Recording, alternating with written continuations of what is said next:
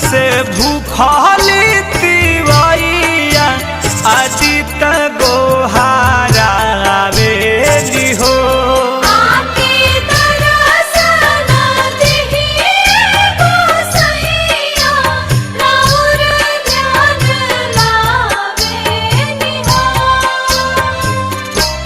बारी 3 दिन से भूखली तिवैया अजित गोहारा आवेली हो।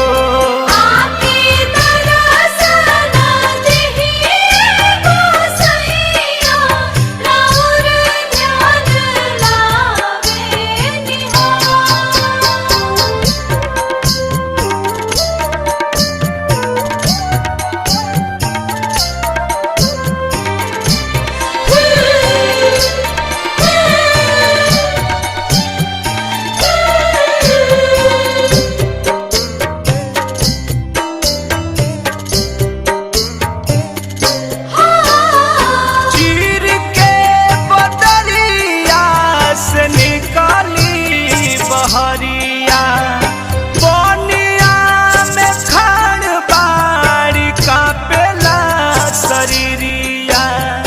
जय छठी माँ, जय जय छठी माँ। चीर के बदरिया से निकाली बहरिया बनिया में खान बाड़ी कापेला शरीरिया।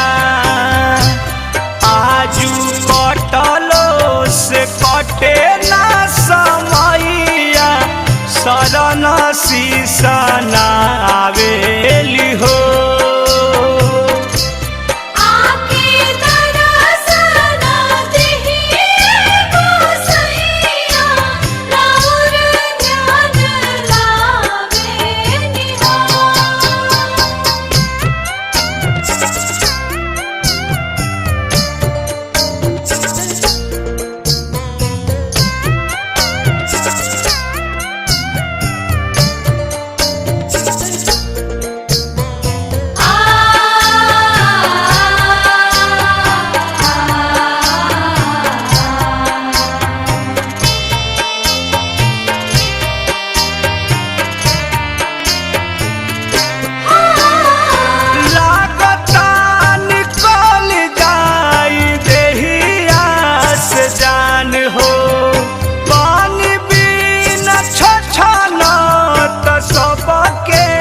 परान हो जय छठी माँ, जय जय छठी माँ। लागता निकली जाई देहिया से जान हो। पानी बिना छछना त सबके परान हो।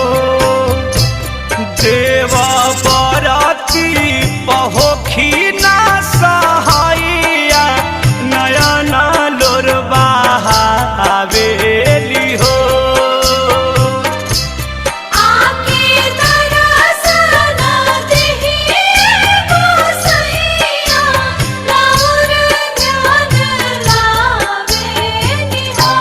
बारी 3 दिन से भूखली तिवैया अजित